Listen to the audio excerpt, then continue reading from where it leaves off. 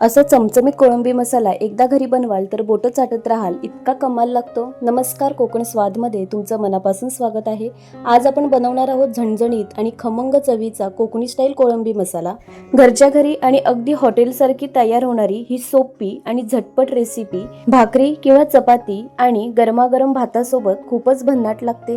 कोळंबी मसाल्यासाठी सर्वात आधी आपण इथे स्वच्छ धुवून घेतलेली आणि साफ करून घेतलेली कोळंबी घेतलेली आहे। आता ही कोळंबी आपण हळद आणि मीठ लावून मॅरिनेट करून घेणार आहोत। त्यासाठी इथे आपण अर्धा छोटा चमचा हळद घेतलेला आहे आणि मीठ घेतलेला आहे। आता हळद आणि मीठ कोळंबीला आपण छान लावून घेऊया। कोणतीही मच्छी बनवण्यापूर्वी ती जर हळद मिठामध्ये मॅरिनेट केली की त्याची चव आणखी वाढते। कोळंबी छान इथे आपली आता मॅरिनेट करून झालेली आहे। आता आपण हे 30 मिनिटासाठी बाजूला ठेवून देऊया, म्हणजे कोळंबी छान मुरली जाते। आता आपण कोळंबीचा मसाला तयार करण्यासाठी कढईमध्ये तेल गरम करून घेतलेलं आहे।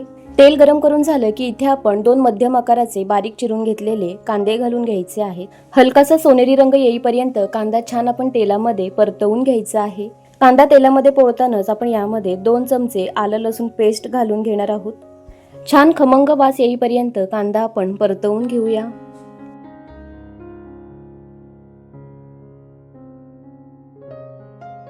कांद्याला हलकासा सोनेरी रंग आलेला आहे। आता आपण यामध्ये मसाले घालून घेऊया।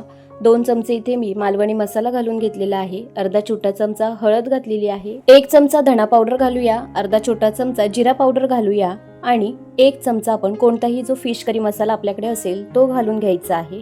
मसाले तेलामध्ये परतवून घेऊया। मसाले करपू नये म्हणून थोडंसं त्यामध्ये पाणी घालूया, जेणेकरून मसाले आहेत हे खाली लागणार नाहीत। मसाले परतवून झाले की आता आपण यामध्ये 1 मोठा बारीक चिरलेला टोमॅटो घालून घ्यायचा आहे आणि थोडंसं मीठ घालून घेऊया, म्हणजे टोमॅटो हा लवकर मऊ होतो। कोळंबीच्या ग्रेव्हीसाठी कांदा टोमॅटो छान आपण आता शिजवून घेऊया।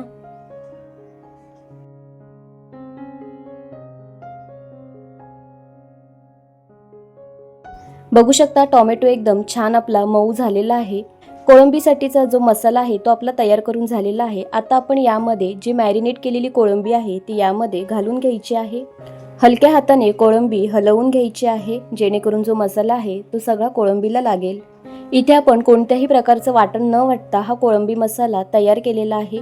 कोकणामध्ये ओल्या नारळाचं वाटण वाटून सुद्धा हा कोळंबी मसाला तयार केला जातो। कोळंबीला मसाला हा चांगला लागलेला आहे। आता आपण यामध्ये आंबटपणा येण्यासाठी चिंचेचा जो कोळ आहे तो घातलेला आहे। चिंचेचा कोळ घालण्याआधी आपण चिंच ही थोड्याशा पाण्यामध्ये भिजवून ठेवलेली होती। चवीनुसार मीठ घालायचं आहे। मीठ मी अगदी कमी घातलेलं आहे, कारण मॅरिनेशनला आणि टोमॅटो शिजण्यापूर्वी मी थोडंसं मीठ घातलेलं होतं, त्यामुळे मीठ हे बघूनच घालायचं आहे। ताटाला जो काही मसाला लागला आहे तो आपण इथे पाणी घेऊन थोडंसं यामध्ये घालून घेऊया। हा कोळंबी मसाला झाकण ठेवून 7 ते 8 मिनिटं छान शिजवून घेणार आहोत।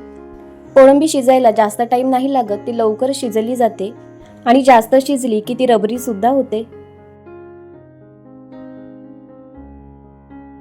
बघू शकता मसाल्याला छान आपण 1 ते 2 उकळी येऊन दिलेली आहे। थोडंसं हलक्या हाताने वर खाली करून घेऊया। बघू शकता इथे आपला छान घट्टसर ग्रेव्ही तयार झालेली आहे।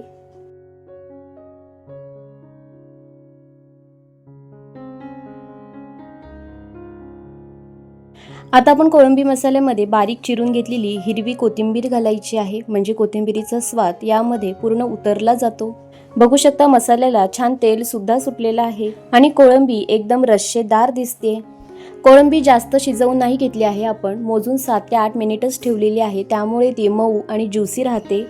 शिजवताना गॅसची जी आच आहे ती सुद्धा आपण कमी ठेवली होती। गरमागरम भाकरी, चपाती किंवा वाफळत्या भातासोबत हा कोळंबी मसाला चवीला अगदी भन्नाट लागतो।